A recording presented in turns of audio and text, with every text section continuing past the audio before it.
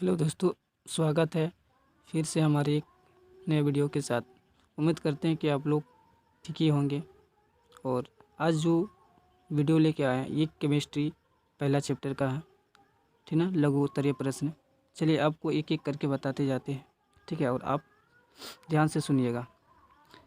और कौन कौन इम्पोर्टेंट है साथ में वो भी बताएंगे, इम्पोर्टेंट क्वेश्चन ही आपको बताएंगे, ठीक है। चलिए शुरू करते हैं। सबसे पहले देखिए, मेरा जो होता है रासायनिक अभिक्रिया किसे कहते हैं, ये आप याद कर लीजिए, इस पर 100% पूछेगा, ठीक है। देखिए, जब कोई पदार्थ अकेला या किसी अन्य पदार्थों के साथ अभिक्रिया करके, ठीक ना, अलग होने वाले नए पदार्थ का निर्माण करता है, तब वह प्रक्रिया रासायनिक अभिक्रिया कहलाती है। अगर अभिक्रिया में भाग लेने वाले पदार्थ अभिकारक और एक नया पदार्थ प्रतिफल कहलाता है। एग्जाम्पल देख लीजिए आप, ठीक है।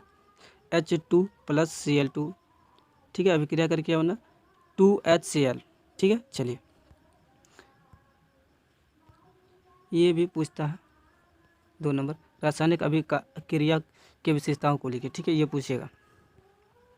अब याद कर लीजिए इसको, ठीक है। चलिए अब देखिए इसका आंसर क्या होता है। 5 विशेषताएं होती है। सबसे पहला विशेषता था, कुछ रासायनिक अभिक्रिया ऐसी होती है, ठीक है, जिसमें कोई गैस उत्पन्न होता है, ठीक है। दूसरा होता है, कोई रासायनिक अभिक्रिया ऐसी होती है जिसमें अवक्षेप पदार्थ प्राप्त होता है। तीसरा कह रहा कि रासायनिक अभिक्रिया के दौरान ताप में भी परिवर्तन होता है। चौथा में कह रहा है रासायनिक अभिक्रिया में पदार्थों के रंग में भी परिवर्तन होता है। रासायनिक अभिक्रिया के दौरान अवस्था में ही परिवर्तन होता है, ठीक है। चलिए 5 लक्षण था, आगे हम लोग पढ़ते हैं। हाँ, इनको याद कर लीजिए, ये वेरी वेरी इंपॉर्टेंट है। ये भी रासायनिक समीकरण को संतुलित करना या किसे कहते हैं, संतुलित समीकरण किसे कहते हैं, लिखना आपको। जिस समीकरण के दोनों ओर प्रत्येक तत्व के परमाणु की संख्या बराबर होती है उसे संतुलित समीकरण कहते हैं।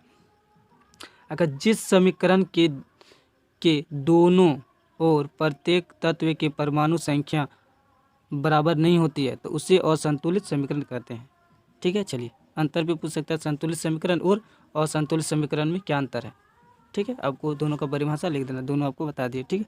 चलिए इसको नहीं पूछता, इसको नहीं पढ़ना। हाँ, इनको पढ़ लीजिए, 5 नंबर नहीं पूछता, जो नहीं पूछने वाला उनको नहीं पढ़ना। 6 नंबर वेरी वेरी इंपॉर्टेंट है, ठीक है। चलिए क्या लिखा, रासायनिक अभिक्रिया के प्रकार को लिखिए, ठीक। अब ध्यान से सुनिएगा। देखिए पूछ देगा कभी प्रतिस्थापन अभिक्रिया क्या है, तो याद कर लीजिएगा। देखिए सबसे पहले संयोजन या संश्लेषण अभिक्रिया क्या है, जब 2 या 2 से अधिक पदार्थ परस्पर संयोग करके एक नया पदार्थ का निर्माण करता है तो उसे संयोजन अभिक्रिया कहते हैं। एग्जाम्पल के अध्यावर, ठीक है। चलिए दूसरा चलते हैं, विस्थापन अभिक्रिया किसे कहते हैं, वह अभिक्रिया जिसमें किसी यौगिक में उपस्थित किसी परमाणुओं के समूह को किसी दूसरे परमाणु द्वारा विस्थापित कर दिया जाए उसे एकल विस्थापन अभिक्रिया कहा जाता है, ठीक है। चलिए देखिए अगला है, ठीक ना, अभय विस्थापन। अभय विस्थापन किसे कहेंगे, तो जिस अभिक्रिया में 2 यौगिक अपने, ठीक है, आयनों का आदान प्रदान करके एक नया यौगिक का निर्माण करते हैं उसे वह विस्थापन अभिक्रिया कहा जाता है, ठीक है। चलिए एक होता है आपका उदासीकरण, ठीक है, 6 वो होता है। चलिए आपको पढ़ के सुना देते हैं। 4 नंबर में उदासीकरण अभिक्रिया किसे कहते हैं, वैसे अभिक्रिया जिसमें अम्ल और भस्म के साथ अभिक्रिया करके लवण बनाता है तथा जल प्रदान करता हो उसे उदासीनीकरण अभिक्रिया कहते हैं, ठीक है। चलिए 5 नंबर देखिए, अवक्षेपण अभिक्रिया किसे कहते हैं, वैसी रासायनिक अभिक्रिया जिसमें प्रतिफल ठोस के रूप में ठीक है, और विलयन से अलग होता है उसे अवक्षेपण अभिक्रिया कहते हैं।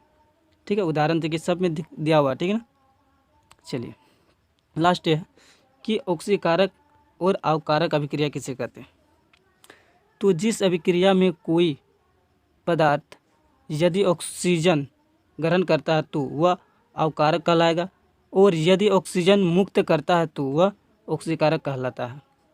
ठीक है, चलिए अब देखिए आगे हमारे जीवन में ऑक्सीकारक और अवकारक के प्रभाव को लिखें। ये बहुत कम पूछता है। चलिए 8 नंबर वेरी वेरी इंपॉर्टेंट, दहन किसे कहते हैं। ठीक है, दहन किसे कहते हैं। देखिए क्वेश्चन, जब कोई पदार्थ ऑक्सीजन की उपस्थिति में जलता है, उपस्थिति के साथ जलता है तो उसमें प्रकाश उत्पन्न होते हैं। जलने की क्रिया को दहन कहा जाता है।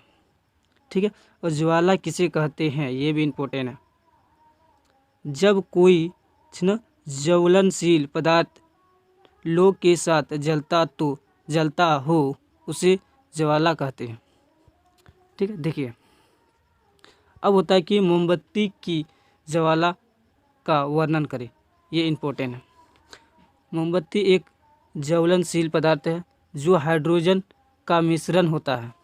जब मोमबत्ती को जलाया जाता है तब मोम पिघलकर बत्ती के ऊपर चढ़ता है और वाष्प में परिवर्तन होकर ऑक्सीजन की उपस्थिति में जलकर, ठीक है, ज्वाला उत्पन्न करता है। ठीक है, ध्यान से सुनिएगा। यह पीला एवं प्रकाशमान होता है। मोमबत्ती का जलना 3 भागों में होता है। कितने भागों में? 3 भागों में। देखिए कौन कौन सा होता है। सबसे पहला होता है एक केंद्रीय मंडल, यह नीले रंग का होता है। यह बत्ती को घेरे रहता है। इसमें दहन की क्रिया नहीं होती है क्योंकि वाष्प ऑक्सीजन के संपर्क में नहीं आता। इस क्षेत्र का तापमान सबसे कम होता। इसमें माचिस की तिल्ली नहीं जलाती है। ठीक है, चलिए दूसरा देखिए, क्या लोग प्रकाशहीन मंडल।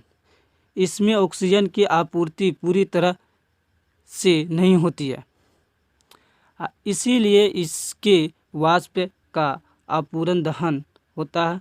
यह ज्वाला का सबसे बड़ा भाग है तथा यह हल्के पीले रंग का होता है। तीसरा देखिए प्रकाशमान मंडल। यह ज्वाला का गर्म भाग होता है क्योंकि इस भाग में मोम का पूर्ण दहन होता है। ठीक है, चलिए लास्ट क्वेश्चन है। ठीक है, चलिए पढ़ लेते हैं। ये पूछ देगा आपको। ठीक है, तो बहुत इजी क्वेश्चन है। चलिए शुरू करते हैं क्वेश्चन के ख्याल। द्रव्यभूत पेट्रोलियम गैस के संरचना का वर्णन करें। ठीक है, ऐसा क्वेश्चन आए तो पढ़ लीजिएगा, याद करके चले जाए। पेट्रोलियम गैस ब्यूटेन और प्रोपेन तथा एथेन का मिश्रण होता है, लेकिन ब्यूटेन इसका मुख्य अवयव है। यह 3 तीव्रता से ऊष्मा उत्पादन करता तथा यह एक उत्तम ईंधन है। दाब बढ़ाने पर यह तीनों द्रव्यभूत हो जाता है और इस द्रव्य को ही द्रव्यभूत पेट्रोलियम गैस कहा जाता है। यह खाना बनाने के लिए उपयोग में लाया जाता है। ठीक है, जिसको हम लोग LPG गैस कहते हैं। जलाने पर इस प्रकार की अभिक्रिया करती है। ठीक है, देखिए LPG लोहे के सिलेंडर में भर कर रखा जाता है। इस ठीक ना सिलेंडर के विशेष प्रकार का ठीक ना बल्ब लगे रहता है जिसके खोखले से ठीक ना दाग कम हो